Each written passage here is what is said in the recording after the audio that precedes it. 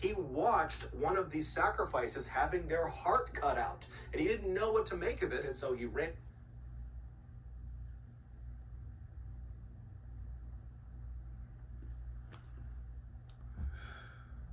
Yeah, they created a fucking demon, bro. Cause what the fuck, bro? That shit really got to her fucking head.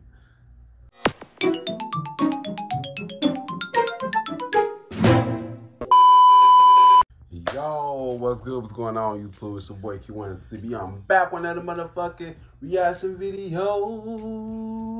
You know what I'm saying? Says what to be reacting to a subscribe request.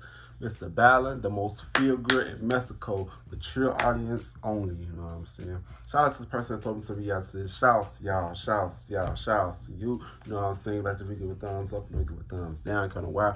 Read on page if you too. If you want to see more reaction videos to me or any other videos from me, make sure you guys go on my channel, check my videos. If you do my videos to my channel, go ahead and click that subscribe button, you know what I'm saying? Also, if you could come down below on what you guys want me to react to, do this, I'll get to it, you know what I'm saying? If you want me to react to anything that you really want me to react to, you can the fastest way for me to get to your request is on my Instagram. DM me, you know what I'm saying? At Q1CB on my Instagram.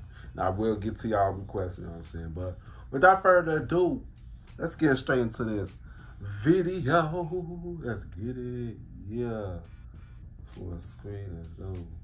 This story has a very graphic ending, so viewer discretion is advised. But before we get into today's story, if you're a fan of the strange, dark, and mysterious delivered in story format, then you come to the right place because that's all we do, and we upload once or twice every week. So if that's of interest to you, please put a single metal fork in the like button's microwave, set it for 9 I like his personification. And then leave. Also, please subscribe to our channel and turn on all notifications so you don't miss any of our weekly uploads. Before we get into today's story, I want to talk to you about today's sponsor, BetterHelp. Back in 2015, when I was still in the military and was not on YouTube yet, I fell into I was mad. Set up a time to talk to you.com/Mrballen. Let's get into today's story.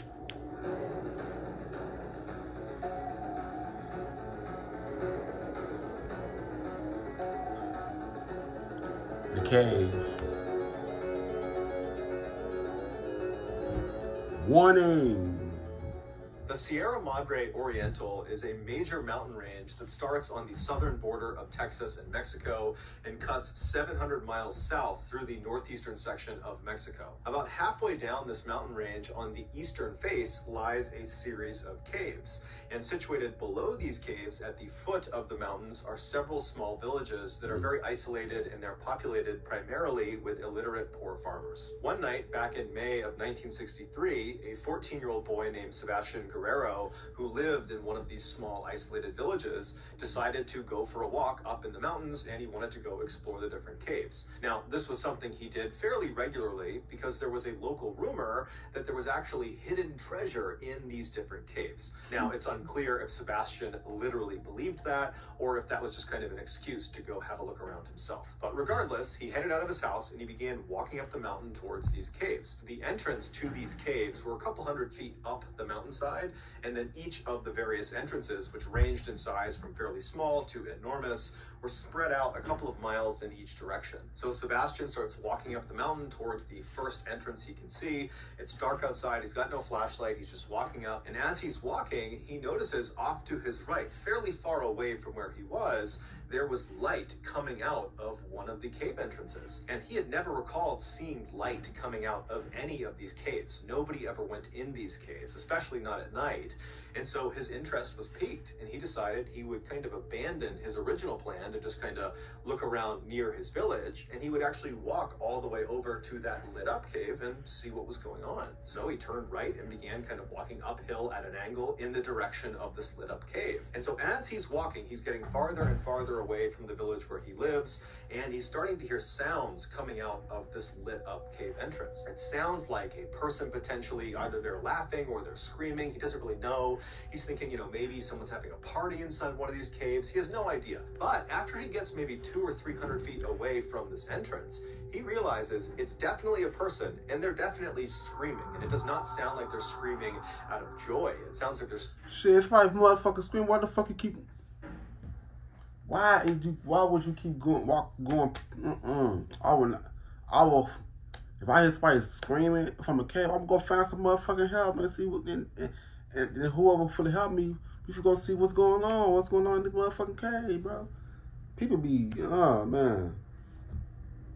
Screaming because they're scared or they're in pain. And as he's getting closer and closer and closer to this cave, his anxiety is starting to ramp up because he's really starting to be frightened by what he's hearing, and he's starting to realize there's more than one person inside of this cave. Ooh. In addition to the person that is screaming out, there also sounds to be a large contingent of other people that are either singing in unison or chanting in unison, but some group of people are doing something in unison while some other person is screaming out. It's like so a he's ritual. Really starting to get nervous about this cave, but he just can't help feeling curious about what was going on. So he just continued walking. Kids get you killed. Curiosity get you killed. From the entrance to this cave, and he plopped down behind a rock. And so he's not really sure if it's a good idea to look. He doesn't want to be spotted by whoever is in there. But finally, he kind of works up the courage. He takes a deep breath, and he slips out from behind the rock, and he goes right to the edge of this big opening, maybe 10-foot across opening, and he peeks his head right around the edge of the opening, and he looks inside. Here we have this large pyramidal structure, and the witnesses... And what he sees causes him to just freeze in terror. Then his survival instincts just kick in, and he turns and he starts running down the mountain away from this cave. He has no idea if he's been spotted or not, but he's sensing that someone could be chasing him, and so he is just running as if his life depended on it. And he would not run back to his village. Instead, he would run nearly 10 miles to the nearest police station. And when he gets there, he busts through the front doors, and he's totally hysterical. He's drenched in sweat, and the police officers are totally caught off guard, and so they're trying to tell him to calm down. And so Sebastian finally would kind of compose himself. Okay, he did the right thing, because I would have went to the motherfucking police too, like, what the? Somebody over there getting tortured, somebody getting tortured. Hell yeah, that's all the first thing I would have did. I would see what was going on first. Yeah. But then he just was not able to describe what he had seen inside of this cave. Whatever he had seen, he knew it was bad, but the words were just escaping him. And so the way he described it to police was he basically thought he saw vampires. And as soon as he began... Yeah, you know, the police probably thought he was joking this shit, bro. They probably didn't believe him, bro. Police never believe something until it's fucking too late. That's why I don't ever go to the police for shit. Describing vampires to the police, they're thinking to themselves, okay, I don't know what's going on with this kid, but this just cannot be serious. And so they consoled him and kind of calmed him down and said, look, kid, you know, I don't know what you're talking about. You know, if there's any news that comes out of something happening in the cave that's bad, you know, I'm sure we'll hear about it. The news not gonna fucking tell shit, bro. Damn, so I rely on the motherfucking news. Follow up. But for now, we're just going to bring you back to your village. And so at this, Sebastian was really frustrated. I've been frustrated too. With the police, like, no, you got to take me seriously. For real. There's something bad happening in this cave. Someone could be hurt. Someone could be dying. I don't know, but you got to go to this cave. You got to go see what's going on. But the police at this point, they're just not really interested, and so they ultimately do just drive. What's the point of y'all job? So he goes back into his home, the police go back to their station, and everyone just kind of goes to bed for the night. The next day, when Sebastian wakes up, he just can't shake what he saw inside of that cave. And so he would, once again, run back to the police station, and when he got there, he began pleading with the police, like, you gotta go see what's inside of this cave. I'm telling you, there's something awful in there. And this time, one of the police officers, his name was Luis Martinez, he would say, you know, okay, kid, bring me to this cave and I'll have a look around. And so Luis and Sebastian, who was very grateful, they left the police station, they hopped in a police car, and they took off. And then, later on in the day, the other police officers, who were not really paying attention to this cave thing, they realized that Luis and the boy had not returned yet, and Luis had not checked in via his radio. And so at some point in the afternoon that day, the other officers began calling out to Luis. They began calling him on his radio, trying to figure out what's going on, but he wasn't responding. And so the police thought that was odd, but they thought, you know what, I'm sure he'll be back soon. There's got to be an explanation for this. Something but happened the rest of the day would go by, by without Luis reaching out to them, and he didn't return with the boy. And so by that evening, the other officers were genuinely concerned that, something bad had happened to their colleague. And so they tried calling Luis a few more times on the radio. It didn't work. And so the officers, they made their way over to Sebastian's village, and they found Sebastian's family, believing that, maybe the boy was back and he could give some insight into where Luis went. But when they talked to Sebastian's family, they would say, hey, he's not back yet either. And so both Sebastian and Luis at this point have not talked to anyone all day, and they are missing. And so the police at this point, they realize this is an emergency. They need to figure out where these two went. And so they were kind of understaffed. Now they wanna look at some shit. When I keep telling y'all, these police officers don't give a fuck until it's too fucking late, or when it happens to one of them, bro. And so they contacted the Mexican army, and they explained, we're missing one of our colleagues, we're missing a child from this village.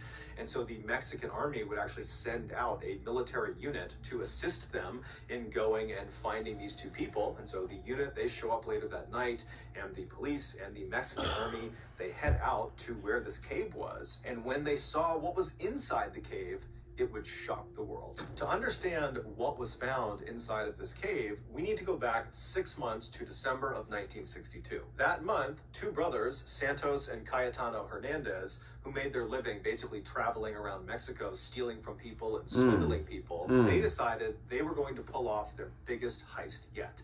They were going to rip off an entire town. Their plan was to go into a small, fairly isolated village that was populated primarily with poor and illiterate people. And they would go in there and they would convince the villagers that they, the brothers, were actually prophets of an exiled Incan god.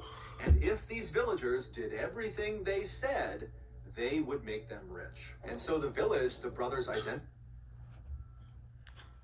It's crazy though. Ego. They had too much ego. As their target was a place called La Yerba Buena, which was located right at the foot of the Sierra Madre Oriental, right below where that cave was that Luis and Sebastian went to investigate. And La Yerba Buena was exactly what the brothers were looking for. It was home to only about 20 families that were all very poor and illiterate, and they were very suggestible. And so they took advantage of the weak. Year, the Hernandez brothers strolled into La Yerba Buena, and they put on this very dramatic show explaining how they were the prophets of the Incan god. And these two brothers, they were very charismatic and they were excellent salesmen, and so they really sold the lie. And these they got people who they took control of people. They took control of the weak. They took advantage of the weak, bro. Ain't no way in hell I would believe some shit like that. Boy, get your ass on. I would tell that, but get y'all ass on.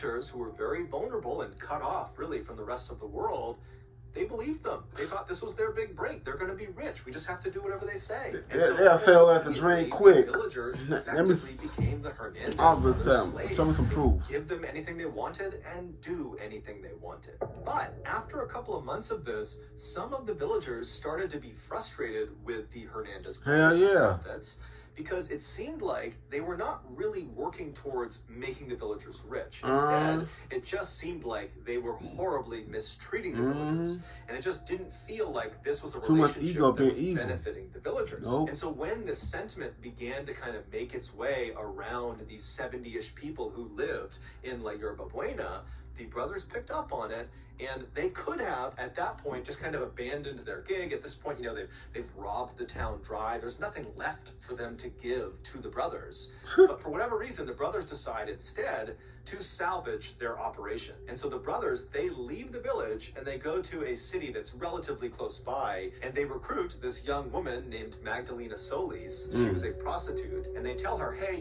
we have this con we're doing in La Yerba Buena where we're pretending to be prophets of this Incan god, and they're starting not to believe our lie, and so we need you, if you're willing, to come with us and pretend to be an actual Incan goddess. And so they created a monster. She turned their backs on them, and now she doing the shit that she doing. You know what I'm saying? What's the video? You show up they'll know that we were serious, that we have a direct line to the I'll be right back, gods and goddesses, and they'll believe us again, and they'll fall back in line. And so Magdalena, she likes the idea of participating in this con, and so she agrees to do it in exchange for some money. And so she, along with the Hernandez brothers and Magdalena's brother, his name was Eliezer, and he functioned as her pimp, those 4 people, they went back to Yerba Buena, and when they got there, the Hernandez brothers snuck Magdalena past all the villagers up to that cave up in the mountains, and they put her in the back of the cave. They kind of hid her behind some rocks, and they dressed her up in an Incan goddess costume. And then once she was in there, the brothers went back down to the village, and they rounded all the villagers up and said, come on, let's go up to the cave, we have a special ceremony for you. And so the villagers made their way up to this cave, and they created a whole demon. The Hernandez brothers used some basic magic tricks and created basically a smoke screen. Once they had this smoke screen kind of billowing in the back of the cave, they secretly signaled to Magdalena, who was behind the smoke screen, and she knew that was her cue, and she leapt through the smoke, and she presented herself to the villagers for the first time, and she declared herself to be a reincarnated Incan goddess. And if you don't do what I tell you to do, I'm going to kill you. And so the message she was sending to the villagers was so intense, they completely believed that this was an Incan goddess, and therefore this was not a ruse. The brothers were not lying to them. This was all very real. There's a real goddess in front of us. The fuck out and the so people. they immediately fell right back in line. The plan worked exactly as the brothers wanted it to. However, there was an element of their plan they could not possibly have accounted for, and that was what Magdalena did next. Check this out. She turned their backs on them, and she started to control it now. Ready? All right, $118 for... Even though Magdalena was fully aware that what she was getting herself into was an act, it was a con, it was not real, despite that, as soon as she jumped through the smoke and was standing in front of the villagers for the first time and saw the looks on these people's faces, she took advantage of their up at her, and she saw their reverence for her, it had this profound impact on her. This is a woman who's never had control in her life. She's been a prostitute since a young age, and here she is, the most powerful person in the room, and it's not even close. And it got to her head. So when she left the cave that night, she literally believed she was a reincarnated Incan goddess, and she was not a merciful one. Within the first few days of her stay at La Yerba Buena, Magdalena used threats of violence on the villagers to completely take over the village. She very easily supplanted the... I told y'all, man, I just said that. They created a fucking demon, a beast, bro. She got too big-headed, bro. She got too fucking big-headed, bro. Too big-headed. That shit crazy. Hernandez brothers at the top of the power structure. Now, the Hernandez brothers probably were quite surprised to see this happen because they were expecting Magdalena to play more of a prop role to keep them in power, not the other way around. But ultimately, they kind of just went along with it because through Magdalena's control over the villagers, they were able to continue to exploit the villagers. And so they were getting what they wanted out of this relationship. Within a few weeks of being in La Yerba Buena, Magdalena was not only abusing every villager in every horrible way imaginable, she also was becoming completely delusional. She convinced herself that in order to survive, she needed to start drinking blood. And so she demanded all the villagers provide her with blood. And so in fear of retribution, the villagers began slaughtering all of their farm animals and their own pets so Magdalena could drink their blood. For weeks and weeks and weeks, the horrible abuse Magdalena would dole out on the villagers would continue, and these blood rituals would continue. And then finally, sometime in April, 2 of the villagers decided, you know what, I've had enough. I don't believe Magdalena is actually an Incan goddess. I don't believe the Hernandez brothers are actually prophets. I think this is all a scam. And so they decided... It was a fucking scam. They woke up to the bullshit. Hell yeah, they woke up to the bullshit. This shit was all a motherfucking scam, bro. See, they created a fucking monster. The way they would handle this is they were just going to flee the village. Now, somehow their plans to run away got out, and the Hernandez brothers found out about it, and they, in turn, told Magdalena about it, and when she heard the news, she immediately told everyone in the village to make their way up to the cave for a special ceremony. So all the villagers, including the 2 people that were planning on running away, they made their way up to the cave, and once everyone was inside, Magdalena walked to the front of the group, and she pointed at the two dissenters, the two people that were planning on running, and she demanded that the rest of the villagers kill them.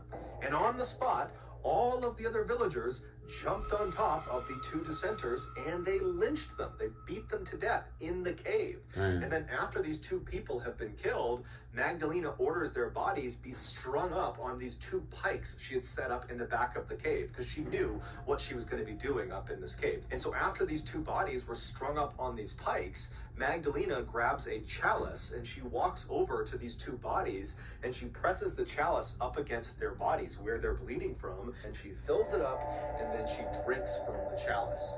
And at this point, everything changed. Suddenly, Magdalena understood that it wasn't good enough to just be drinking animal blood. That was not enough to keep her, a goddess, alive.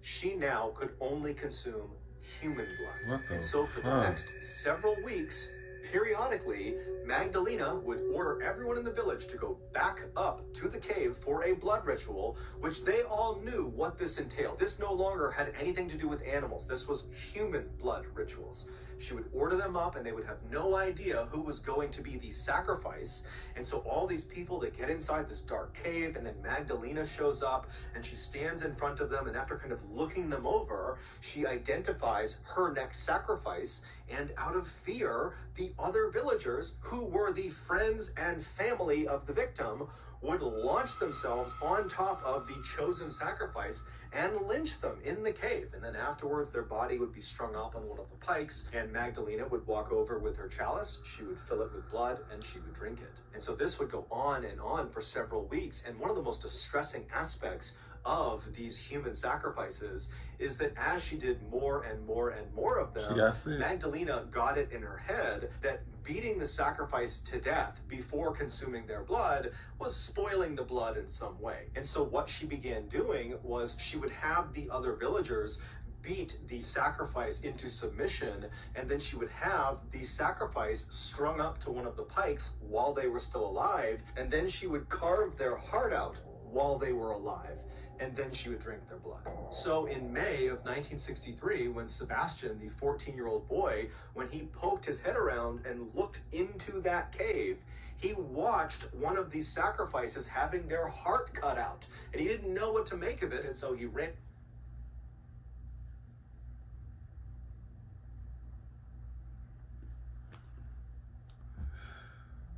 Yeah, they created a fucking demon, bro. Cause what the fuck, bro? That shit really got to her fucking head. The police, and then the next day, he and the police officer, Luis Martinez, they would go back to the cave, and Magdalena and her cult would spot them, capture them, and drag them both into the cave, and both of them would be ritualistically sacrificed. They would have their hearts cut out, and Magdalena would drink their blood. When the police and army arrived in La Yerba Buena, it was a ghost town because all of the villagers had been ordered up to the cave where they had barricaded themselves inside with weapons, because Magdalena probably knew there was going to be a big police response because one of their officers has gone missing out here. They're bound to be found out.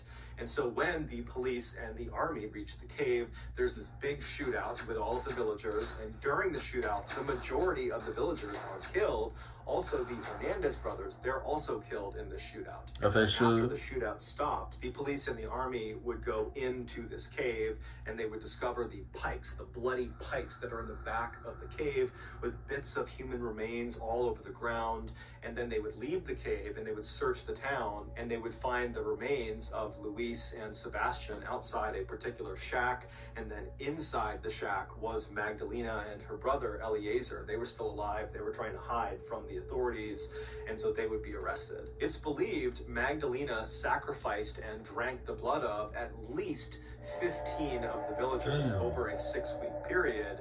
However, the only remains to be positively identified were Luis Martinez and Sebastian Guerrero. Ultimately, Magdalena and her brother Eliezer were sentenced to 50 years in prison, and all of the surviving villagers who participated in these sacrifices or who participated in the shootout with police and the army, they were given 30 years in prison. Amazingly, none of the villagers ever testified against Magdalena or her brother, despite the fact they were almost certainly off offered reduced sentences in exchange for their testimony. Clearly, they were more terrified of the Incan goddess than they were terrified of the prospect of 30 years in prison. Although the exact date of when this happened is not known, Magdalena would eventually die behind bars. So that's going to do it, guys. If you got something out of today's episode and you haven't done this already, that shit please wow, put a bro. metal fork in the like button's microwave, set it for 99 minutes, start, and then leave. That shit is so fucking wild, bro. Cause what the fuck, bro? That shit really got some motherfucking head, bro. That's why you gotta be careful who you let in charge, bro. Cause that shit will get to their fucking head, and that shit creates a fucking demon. That shit is crazy, bro. But yeah, man. You got to give a thumbs up and don't give a thumbs down. Kind of wild. We don't care, just the two, you know what I'm saying? Yes, we squad. See you guys in the next video. I love y'all. Peace out. Yeah.